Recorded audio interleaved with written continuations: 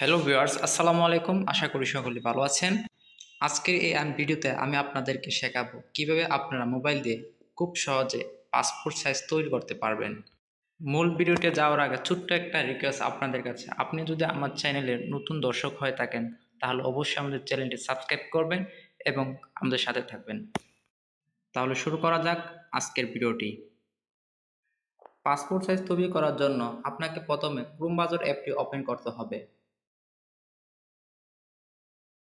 Chrome browser অ্যাপটি open হওয়ার পর বন্ধুরা আপনারা এখানে সার্চ করে রিমুভ বিজি লিখে সার্চ করবেন। তারপর দেখবেন এরকম একটি ইন্টারফেস চলে আসবে। এখানে রিমুভ ব্যাকগ্রাউন্ড নামের একটি ওয়েবসাইট দেখতে পাচ্ছেন, এটির উপর টাচ করে দিবেন।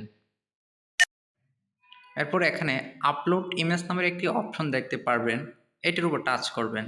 তারপর আপনি যে ছবিটি ব্যাকগ্রাউন্ড রিমুভ করতে চাচ্ছেন সেটি সিলেক্ট করবেন। ছবিটি সিলেক্ট করার পর তারপর দেখবেন ব্যাকগ্রাউন্ড রিমুভ হতে শুরু করছে। এখন দেখতে পাচ্ছেন ব্যাকগ্রাউন্ডটি রিমুভ হয়ে গেছে। এরপর নিচে যে ডাউনলোড নামের একটি অপশন দেখতে পাচ্ছেন, এটির উপর টাচ করবেন।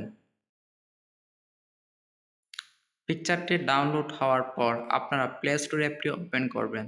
তারপর এখানে ফ্লেক্সিলিপ লিখে সার্চ করবেন।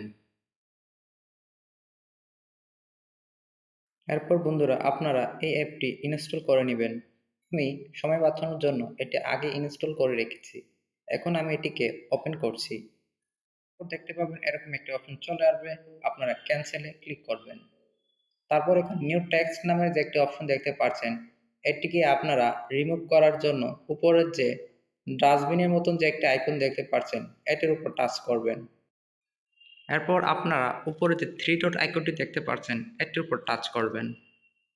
তারপরে এখানে ইমেজ সাইজ নামের একটি অপশন দেখতে পাবেন, এটির উপর টাচ করবেন। এরপর আপনারা একটির সাইজ দিবেন 509x708। তারপরে যে এখানে ওকে নামের একটি অপশন দেখতে পাচ্ছেন, এটির উপর টাচ করে দিবেন। এরপর আপনারা এখান থেকে কালার অপশনটির উপর টাচ করবেন। তারপর এখানে আপনার পছন্দ মতো যে কোনো একটি কালার সিলেক্ট করবেন, তারপরে টিক চিহ্নে টাচ করে দিবেন।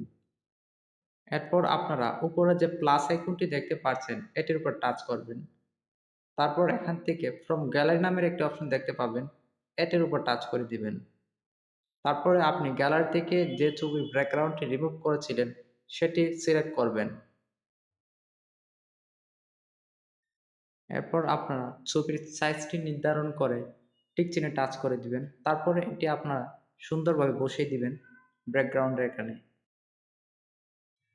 এরপর বন্ধুরা ছবিটি সেভ করার জন্য আপনার উপরে যে একটি প্লাস আইকনের পাশে যে একটা আইকন দেখতে পাচ্ছেন, এটির উপর টাচ করবেন।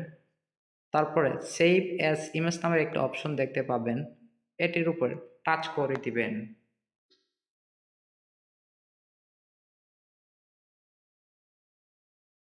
এরপর আপনারা এখানে এরো নামের যে একটা আইকন দেখতে পাচ্ছেন, এটার উপর টাচ করবেন।